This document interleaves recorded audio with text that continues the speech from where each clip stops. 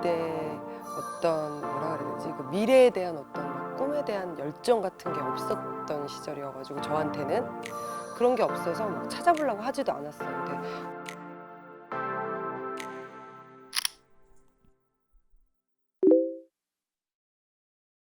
TV를 통해서 막 음악을 접한 적은 없는 것 같고 저는 초등학교 때는 진짜 음악을 많이 못 들었고 중학교 때 카펜터즈 그리고 머라이어 캐리가 그때 나왔었고요. 그리고 웸이라는 남성 듀오를 되게 좋아했어요. 영향을 받았다고 하면 카펜터즈가 제일 많이 영향을 받은 것 같아요. 왜냐면 그 약간 뭐라 그래야 되지? 그 정서 자체가 굉장히 좀 잔잔하고 여자 싱어분의 그 발음이 굉장히 정확한데 약간 허스키하면서 좀 중저음 톤이 있었는데 그거에 제가 되게 매력을 많이 느꼈었던 것 같아요. 그때는 약간 어떻게 보면은 아주 어렸을 시절에 그 친구들이 많이 들었던 그런 어떤 가수 음악을 못 들어가지고 그 결핍에서 오는 욕심이 좀 있었던 것 같아요. 그래가지고 들리는 거를 막 되게 많이 중학교 때 되게 많이 흡수했는데 그때 모든 가수들이 제 나이 또래는 머라이어 캐리를 너무 좋아했겠지만 어떻게 보면 약간 소음 같은 느낌도 없지 않았는데 카펜터즈 음악을 우연히 들었는데 굉장히 편안했었어요. 그래서 그때부터 막 찾아서 듣기 시작한 것 같아요. 그래서 카펜터즈는 지금 제 그 플레이리스트에도 아직도 있어요. 근데 영향은 받았으나 왜 좋아하는 거랑 잘하는 게 조금 다르잖아요. 근데 그 감성은 굉장히 좋아하는데 저하고 이제 목소리 그 음역대나 레인지도 다르고 그렇기 때문에 그렇긴 한데 어떤 정서상의 영향은 분명히 있는 것 같아요.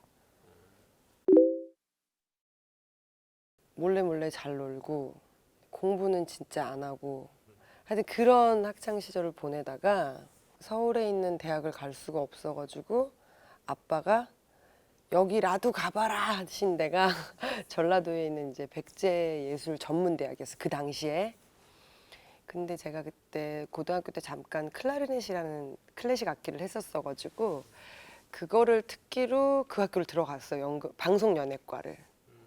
거기서 약간 방송 그리고 방송용 연기 노래 이런 걸 접했던 것 같아요. 근데 거기서도 사실 학교 생활을 열심히 하진 않았어요.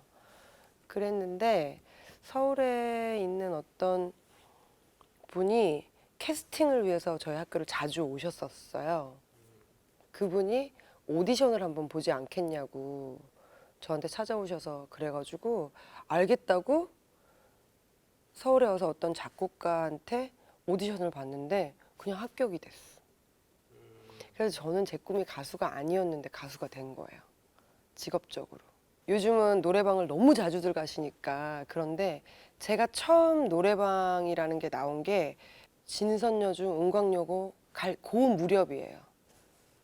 제 중고등학교 딱 그 무렵이어가지고 저는 막 노래방에서 막 노래를 막 해가지고 제 노래 실력이 좋다 이런 건 잘 몰랐고 그냥 나쁘지 않다라고만 생각했어요. 그런데 대학교를 갔는데 이제 가수 데뷔하신 선배들도 있었고 친구들도 이제 준비하는 친구들도 있었고 그랬는데 마음속으로는 그건 있었던 것 같아요. 쟤네들보다 내가 좀 나은 것 같은데 이런 생각은 있었던 것 같은데 그때 어떤 뭐라 그래야 되지? 그 미래에 대한 어떤 막 꿈에 대한 열정 같은 게 없었던 시절이어가지고 저한테는 그런 게 없어서 막 찾아보려고 하지도 않았어요. 근데 우연한 기회가 왔는데 그걸 잡은 거예요. 그러니까 저는 되게 이 가수라는 직업을 좀 운명적으로 만났어요. 그때 이제 앨범이 요즘에는 막 7년씩 연습생 생활하고 이제 다시 데뷔해서 또 막 엄청 오래 연습하고 하잖아요. 근데 저는 그러니까 오디션에 합격하고 앨범이 나오기까지 1년 반 정도밖에 안 걸렸었어요. 그래서 처음 녹음한 노래는 1집에 있는 작은 바람이라는 발라드가 있어요. 원래는 그걸로 나가려고 녹음을 했는데 그게 곡에 어떤 문제가 있었어. 그러니까 있었는데 우리 그때 저 매니지먼트 했었던 사장님이 워낙에 약간 추진력이 강하셔가지고 내려고 했는데 그때 갑자기 미국에서 리키 마틴하고 제니퍼 로페즈가 라틴 바람을 확 불어 완전 그냥 회오리가 친 거예요. 토네이도가 생긴 거지. 근데 공교롭게 제 앨범에 선택이라는 라틴 곡이 있었어. 그래서 갑자기 바꿨어요. 안무를 만들고 짜고 그리고 나온 게 한 1년 만에 앨범이 나온 거예요. 레슨 1년 받고. 회사의 의도지 저는 아예 음악에 대해서는 아예 그냥 아무것도 모르고 가수 생활 시작했어요. 근데 이제 제가 아시다시피 옛날에는 요즘 같은 프로툴 녹음 시대가 아니고 릴테이프였잖아요. 그래서 녹음이 굉장히 오래 걸리고 그리고 녹음 작업이 그렇게 뭐라 그래야 되지? 지금도 어렵긴 하겠지만 좀 간편해진 거고 그때는 굉장히 오래 걸리고 좀 녹음 작업 자체가 좀 힘들었어요. 그때는 체력적으로도 그렇고. 근데 그때는 막 지금처럼 싱글 시대가 아니니까 앨범 한 장에 뭐 작으면 13트랙, 많으면 막 15트랙 들어갈 때라고요. 그러면 앨범 하나를 녹음하려면은 정말 생으로 13곡 정도를 새로운 곡을 녹음을 하고 앨범이 나오는데 그러니까 얼마나 녹음을 해놓고 안 낸 곡도 있을 거고 짧은 기간 안에 너무 많은 노래를 부른 거예요, 제가. 그래서 그때 저의 그 좋아하는 장르가 생기긴 생겼죠. 발라드라는 장르가 생겼어요. 그래서 나는 발라드가 좋다, 발라드를 하고 싶다, 발라드를 부르는 게 행복하다라는 마음이 있었기 때문에 약간 억지로 1집 때도 선택하고 부담이라는 활동을 하고 억지로 작은 바람이라는 노래를 뒤에 세 번째 곡으로 잠깐 활동을 했어요. 그때 굉장히 좋았어요. 그래서 2집 때 대시라는 곡을 할 때도 엄청난 무서운 사장님하고 막 2시간 동안 막 엄청나게 혼나면서 대시를 안 하고 싶어가지고 막 그랬어요. 그렇게 또 대시가 나오고. 그러니까 그때는 제가 뭘 알고 뭘 한 게 아니라 뭔가 시간 그리고 타이밍 그리고 곡 모든 게 약간 맞아떨어져서 제가 그렇게 가게 된. 하지만 마음속에는 난 발라드 하고 싶다 이런 마음이 있긴 있었죠. 아까 말씀드렸다시피 막 발라드를 하고 싶다 이런 생각을 하고 있었잖아요. 근데 원래 있었던 회사에서 계약이 끝나가지고 이제 나와서 이제 다른 회사를 가게 됐는데 그 사이에도 막 엄청난 일들이 많았어요. 근데 딱 만난 회사가 지금 이제 활동 열심히 하시는 이상민 오빠가 있었던 저랑 얘기를 하다가 이제 발라드를 해보는 게 어떻겠나 이렇게 둘이 마음이 모아졌어요. 그래가지고 나도 발라드를 하고 싶다 그렇게 얘기를 하고서는 오빠랑 너 발라드 할 줄 알아? 오빠도 제가 발라드 하는 걸 본 적이 없으니까 너 노래 잘해? 너 발라드 할 수 있겠어? 막 이렇게 됐는데 노래하는 데를 가가지고 노래를 몇 곡 했어요. 근데 오빠가 너무 좋아했어요. 그래가지고 그러면 내가 컨셉을 잡고 곡을 의뢰를 해볼게 라고 뭐라고 얘기했냐면 근데 너 해바라기라는 노래를 어떻게 생각하냐요? 너무 좋다고 그랬어요. 나는 네가 그런 발라드를 불렀으면 좋겠다는 거예요. 그래서 알겠다고 그러고 기다리고 있었는데 그 해바라기를 작곡한 박근태 오빠를 찾아간 거예요. 상민이 오빠가. 그래서 백지영이 부를 건데 이 해바라기 같은 노래를 써달라. 상민이 오빠가 그렇게 얘기를 한 거예요. 사랑한 아내라는 노래에 어떤 큰 틀을 잡아놓고 작사를 차은택 감독님한테 의뢰를 했어요. 차은택 감독님이랑 박근태 오빠가 그 가사를 이제 몇 번 진짜 제가 아는 것만 해도 대여섯 번이고 그 이전에 더 수정된 게 있었다니까 아마 한 열 몇 번 정도는 수정을 하신 것 같아요. 가사가 나오고 그래서 녹음을 시작한 게 사랑 아내이고 그 노래 한 곡만 한 달을 넘게 녹음했어요. 저는 그 아까 계속 말씀드렸지만 마음속에 이렇게 발라드를 하고 싶다 이런 게 있었기 때문에 사실은 어느 정도 제 소극적인 노력이 있었어요. 언젠가 발라드를 하면 잘해야겠다 이런 생각을 했기 때문에 약간 소극적인 노력이 있었는데 또 어떤 일로 상민이 오빠의 회사가 파산을 했어요. 사랑 아내를 녹음을 해놓고. 근데 사랑한 애가 잘 될지 안 될지는 몰랐지만 그 마스터 테이프에 대한 애정이 제가 너무 세가지고 상민이 오빠한테 얘기해서 그 마스터를 나한테 달라. 이게 지금 생각하면 얼마나 당돌한 일이야. 가수가 갑자기 회사 파산했는데 마스터 테이프를 달라 그런 거예요. 그래서 그 마스터 릴 테이프를 제가 가지고 있었어요. 그 테이프를 가지고 유통할 회사를 찾아다녔네. 내가 막 찾아다녔어요. 이 가사가 어떤 여자의 마음이야. 그래가지고 그럼 이게 여자의 독백이겠다 싶은 생각이 들어갖고 여자 독백 연기를 한번 공부해봐야겠다. 주변에 그래도 아는 친구들 중에 연기하는 친구들이 좀 있어가지고 연기 준비하는 동생이 하나 있었어요. 여자 동생이. 그래서 너는 선생님 연기 잘 가르치시냐? 그랬더니 되게 유명하신 분이라는 거예요. 신용옥 선생님. 그래가지고 그분을 찾아갔어요. 제가 연기를 배우겠다고 찾아갔어요. 그랬더니 처음에 약간 왜 배우려고 하냐? 연기를 준비하는 거냐? 여러 가지를 물어보시더라고요. 근데 이제 아니다. 나 발라드를 부를 건데 나 잘하고 싶어가지고 좀 그 감정을 좀 알고 싶어서 내가 연기를 배우고 싶다. 그랬더니 좋게 생각해 주신 것 같아요. 그래가지고 그 연기 독백을 공부하고 레슨을 받는 연기자 지망생들, 그러니까 학생들 아니고 진짜 실전으로 빨리 나갈 사람들 있잖아요. 그 팀에 저를 수업을 넣어주셨어요. 그 친구들이랑 같이 연기 수업을 받았어요. 백세계의 모노로그라는 독백책이 있어요.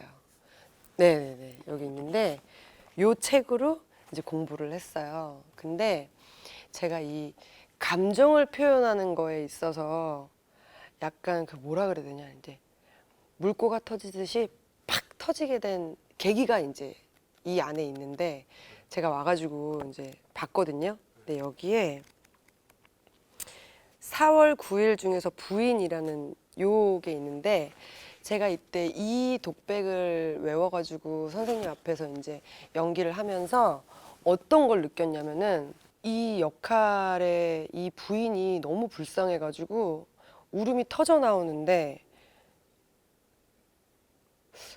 내가 이렇게 눈물을 흘릴 수가 있나 싶을 정도로 눈물이 계속 쏟아져 나오는데 연기를 마무리를 하고 나서도 한 5분 이상 자리에서 계속 울었던 거예요. 근데 그게 막 뭘 해소한 느낌이 드는 거야. 나한테 있었던 내가 억눌렀던 내 감정이나 그동안 지나왔던 그 내 세월이나 막 그런 게 이걸로 약간 해소가 되는 느낌이 드는 거예요. 그래서 나 연기자들 마음을 이해했다니까 이걸 하면서. 그래가지고 나는 이때 내 감정이 최고조였기 때문에 너무 잘했다고 생각한 거예요. 근데 선생님이 너 그건 연기 아니라 그랬어 나한테. 너는 울면 안 된다 그랬어. 너는 울지 않고 관객들이 울어야지. 네가 우는 건 연기가 아니고 그냥 너라는 거야.